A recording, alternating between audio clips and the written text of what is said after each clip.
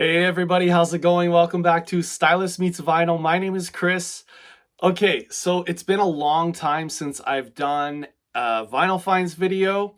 Uh, so I got married this past September, and because weddings are extraordinarily expensive, I really hadn't purchased a lot of records this year. Since starting the channel, I think I have purchased the fewest amount of records.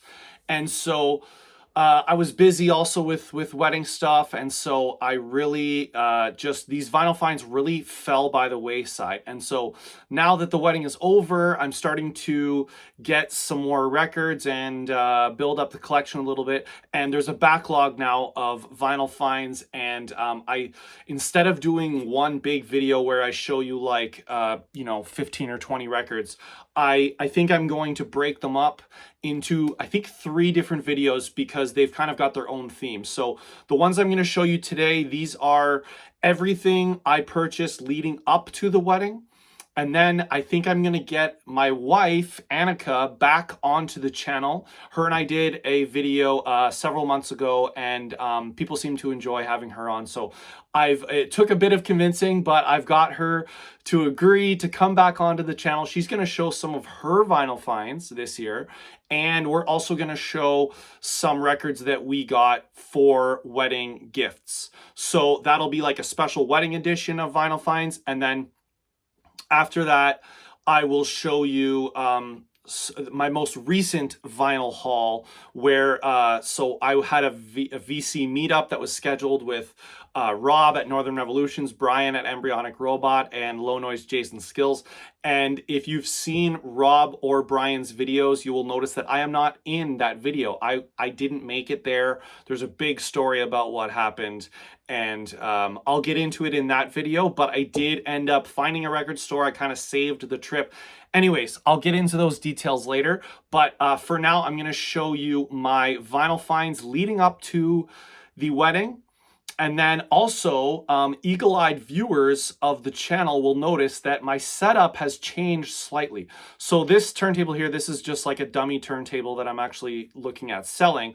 My real turntable is back there. You can't really see it, but you'll see right here, new speakers in the record room. And these used to be my old speakers here.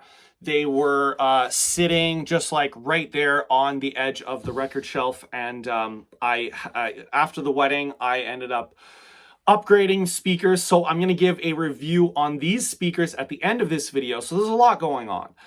Bear with me. But a couple more things. Number one, I want to give a couple more shout outs to a couple of channels that I've just recently discovered.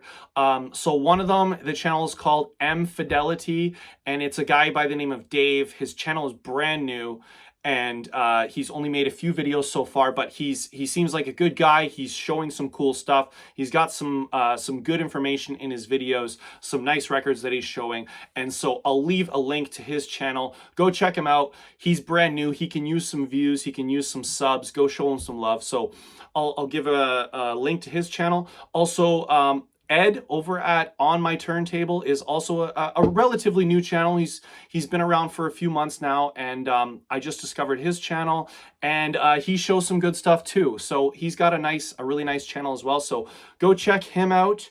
And I think that's everything as far as like housekeeping stuff. Now I'll get into the vinyl finds, and then at the end I'll do my my review of these Fluance speakers that I got. And so, okay. So the first record, now I've mentioned on the channel my friend Terry, who he sells records, and these are going back so far. This is like May, I think, I bought these from Terry. So I really do have a backlog of records that I haven't shown. And I went over to Terry's place back in May. He was doing a record show, and he let me come ahead of time, which he has done before, and he gives me kind of first pick. And he usually gives me a little bit of a deal too. And so I've got some records that I found from him. So the first one, this is Lights Out from UFO. This is, I think, their 6th album from 1977. This is with Michael Schenker and on guitar. And I just kind of recently got into Michael Schenker. Annika has Assault Attack by Michael Schenker. And then I recently found the Michael Schenker Group, their debut album from 1980. I found that at a thrift store, and he's a good guitar player, and so I started to get into UFO a little bit. I saw this; it was a decent price, and this is a cool, a nice like hard rock or heavy metal album. I'm not really sure exactly where hard rock ends and heavy metal starts, but it's one of those two, and especially with the new speakers. When you play this, you turn it up, it sounds great. I think their production got a little bit more lush with this album. There's some cool songs on here, like the last song on the album, which is called "Love to Love," and it is some really cool like orchestral strings. I'm a sucker for that on albums. I love when they've got like an orchestra in the background, and especially on like hard rock albums when they soften it up a little bit by playing having some strings, other strings in there. I really like that. And then also there's a cover of the Love song, what's it called? Alone Again Or. And it's a really cool cover on this one. It's from that Love album, Forever Changes. I really enjoy that album. It's one of my favorites. And they do a cool like hard rock version. And yeah, it's worth checking out. So that was a nice pickup. UFO, Lights Out. Next up, we've got, this is Spirit, the family that plays together. And so this is from 1968. Spirit was like a kind of like a psychedelic, little bit proggy type of band.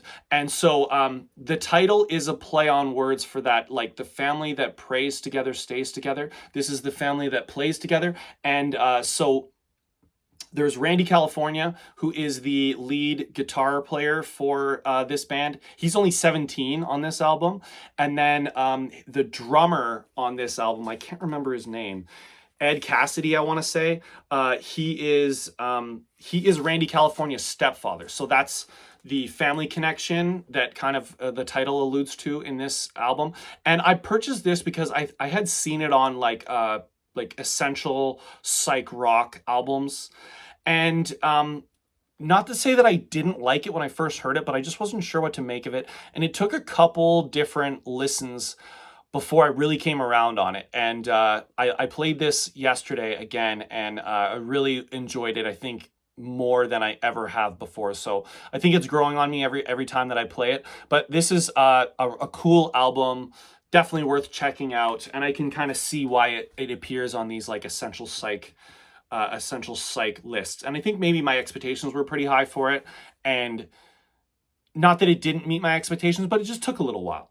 And then so next, this album here is so I did a video about my prog section a year and a half ago or something, and I was just showing all the albums in my prog, and I had shown Alan Parsons Project, and I think I asked of like, hey, if there's any other good Alan Parsons Project albums, let me know and I'll check them out. And I had a viewer comment and said that this was a good Alan Parsons Project called I, Robot.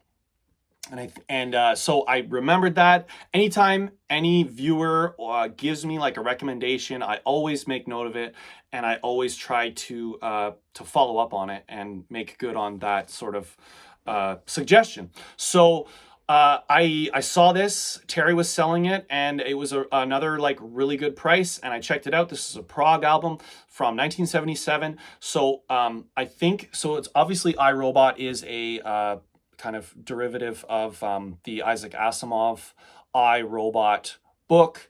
And this is like a futuristic, proggy album.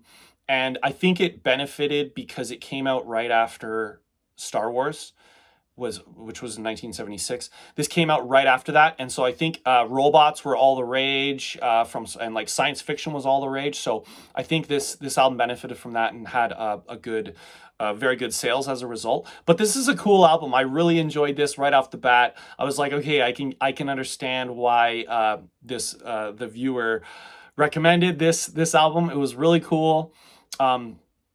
There's some like instrumental tracks on here, and then some with vocals, and definitely worth checking out. So I quite liked that one as well. And then again, this is another thing. So there's another viewer of the channel named Frank, and Frank. So I had shown at a thrift store. Often I'll take footage at a thrift store and just me like flipping through.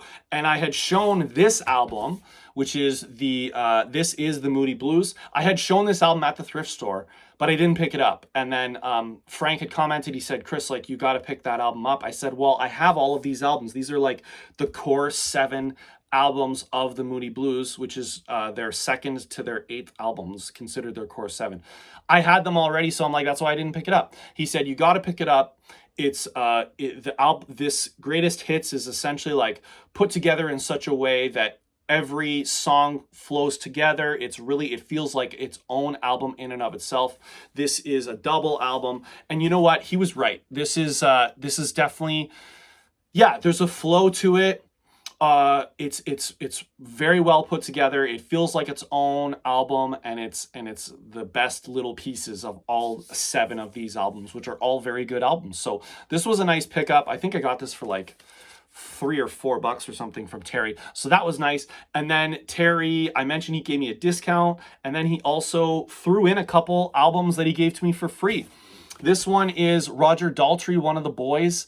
This is from 1977 as well, and it's his 3rd solo album. And actually, I don't have any of The Who. I don't have any of The Who albums. I've been meaning to pick some up. Eventually, I will. I just never have. And so Roger Daltrey wasn't he wasn't a prolific songwriter, but he had a good voice. And so this is like there's a lot of songwriters that have contributed to this album. And Paul McCartney writes a song on here. Colin Blunstone, the lead singer from The Zombies, he writes a song on here. There's also some key players on this one. Alvin Lee from 10 Years After. Eric Clapton is on here. And John Entwistle, the bass player from The Who, is on here. And also Rod Argent, I think, plays on this from The Zombies as well. So this is like it's a very eclectic, I find, mix of like different songwriters, and the songs are then eclectic as well. So this was a nice little add-in from Terry. Thank you. And then he also gifted me this album. This is Don McLean. I think this is third studio album. This is the one after American Pie. This is 72 or 73. And this is a nice like folk, like soft folk album. Don McLean's got a great voice. This is the type of stuff that my wife and I would play in the mornings just while we're drinking coffee, and it's nice and soft and very, very nice. So thank you, Terry, for those. And then the last album that I'm going to show, I didn't get from Terry. This is one, it's funny, you go, sometimes I go into the record store and it's like, I'm not going to buy anything. I'm just going to browse. And of course, that never happens. You always end up seeing something. And so I was just browsing and I saw this album, and this is an album that I've been meaning to pick up. I've been on the lookout for, and I just haven't found a good copy of it. And this is Rory Gallagher, Irish Tour 74. From 1974, obviously, Rory Gallagher is an Irish guitar player, blues rock type of player, and in 1974, in Ireland in particular, and Northern Ireland, was what they call the Troubles. So, the IRA and the British Army were at war against each other. There were a lot of like bombs going off, and as a result, artists and bands were not playing in Northern Ireland, just out of fear of, danger, etc. So Rory Gallagher, staying true to Ireland and Northern Ireland, he agreed to play some shows, and he did a tour around Ireland. And actually, the day before he was supposed to play in Belfast, I think 10 bombs went off, and everyone was expecting that he would cancel, as other bands and artists had, and he didn't. He kept to his word. He played. It was great. And so Rory Gallagher is the type of guy that his studio stuff is good, but his live albums are so much more life in them. And so this is definitely worth checking out. Is a double album. Just some really like amazing guitar solos on here. You can really feel Rory feeding off of the crowd, and so definitely worth checking out, and I was really glad to find this one. Now, to finish off, I'm going to talk about these Fluance Floorstanding speakers. I've had my eye on these for a long time. As I mentioned, I had these ones that were just on the corner there of the record shelf, and I wanted to keep them away from the turntable surface because, you know, I'm not really an audiophile, but I do kind of take that into consideration, and I wanted to make sure that the surface that my speakers were on was not the same surface that my turntable is on, because the vibrations from your speakers are going to go into your turntable and then they're going to come out your speakers, and then it's just a vibration, and it's not incredibly noticeable, but it's worth kind of getting rid of. And then also the placement of this cabinet, this record cabinet, and where the speakers are, it was not exactly, so you want like an equilateral triangle for where your ears are and where the speakers are, so that, you know, they're meeting your ears perfectly. And so now that I have these, I'm able to get that speaker placement that I always wanted. I had researched these because I have a Fluance RT85, and I did a review on that one, so check that out on my channel as well. But I have the Fluance RT85. I wanted these speakers because I figured they would pair very well with them. Fluance is a great company, very highly rated. I looked at these speakers and I looked at the ratings. There was almost all 5 stars. They showed up in very well protected packages, lots of styrofoam. I ordered these, and before the charges were even posted on my credit card, they had arrived at my doorstep. And so I have absolutely no regrets getting these speakers. They sound amazing. They were sort of the last real upgrade that I wanted to do in my my record room, and I'm able to just turn it up a little bit louder, and they just sound great. They're 3-way. There's an 8-inch sub on the bottom. They have these grills here, and so magnetic grills. They fit right on. I kind of like the look of them off, and there's great, like, the bass, 8-inch bass, 8-inch subwoofers, really great mid-range, really great high range, and I'm very pleased with them. So I won't go on too much longer, but I definitely recommend these. So thank you guys so much for watching. If you liked the video, consider giving it a like, consider subscribing to the channel for more content, and whatever you guys do, make sure you come right back here where Stylus meets vinyl. Thanks everybody, see ya.